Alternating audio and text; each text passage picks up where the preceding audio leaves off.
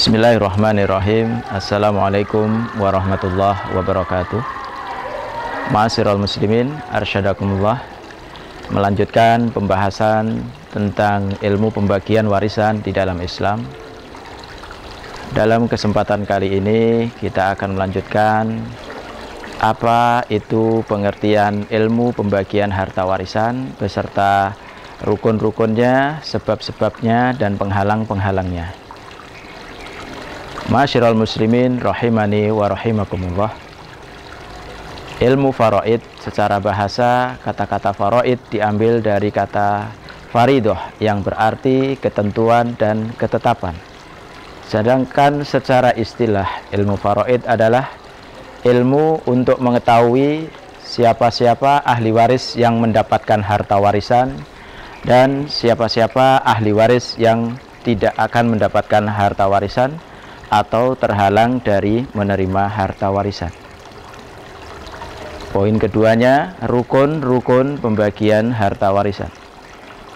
Rukun-rukun pembagian harta warisan dibagi menjadi 3. Yang pertama, al-muwarris atau mayit itu sendiri, orang yang memiliki harta yang akan dibagikan, baik itu mayat hakiki atau mayat hukmi.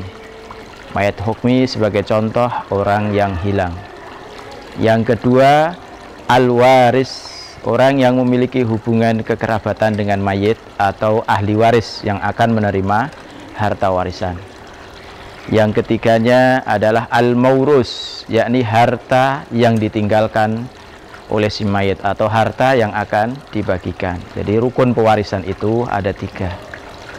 Al-muwarris, al-waris, dan al-maurus. Untuk selanjutnya adalah sebab-sebab orang bisa menerima harta warisan. Yang pertama adalah pernikahan.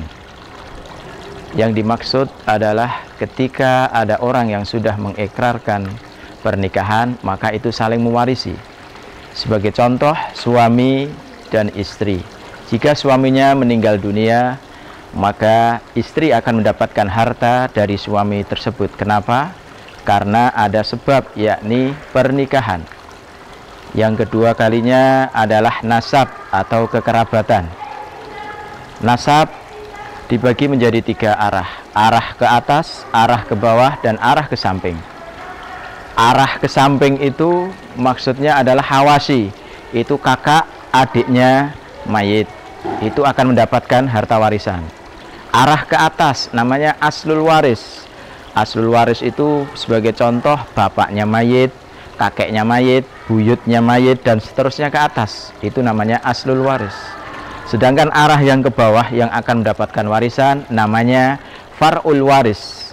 Sebagai contoh, anaknya mayit, cucunya mayit, dan cicitnya mayit. Itu akan mendapatkan harta dari si mayit. Yang ketiga, yakni memerdekakan budak. Orang yang memerdekakan budak, maka dia akan mendapatkan pewarisan karena sebab memerdekakan. Sebagai contoh, Abu Bakar memerdekakan Bilal. Ketika Bilal bin Rabah meninggal, maka Abu Bakar As-Siddiq radhiyallahu anhu bisa mendapatkan harta dari Bilal bin Rabah. Yang selanjutnya adalah penghalang yang menghalangi seseorang dari menerima harta warisan. Penghalang pertama adalah perbudakan. Jadi misalkan ada orang yang meninggal dunia, ada di antara ahli warisnya yang menjadi budak, maka itu akan menghalanginya dari menerima harta warisan. Yang kedua adalah orang yang atau sebab yang menghalangi orang dari menerima harta warisan adalah pembunuhan. Pembunuhan yang disengaja dan diharamkan secara umum. Sebagai contoh, misalkan seorang bapak membunuh anaknya, secara otomatis bapak tersebut tidak akan mendapatkan harta dari anak yang dibunuhnya. Itu contoh pembunuhan yang diharamkan. Hal ini berdasarkan perkataan Nabi Shallallahu Alaihi Wasallam, "Laisa lil qatili minal mirasi syai'un." Kemudian penghalang yang ketiga adalah perbedaan agama. Agamanya si mayit dan agamanya ahli waris itu berbeda.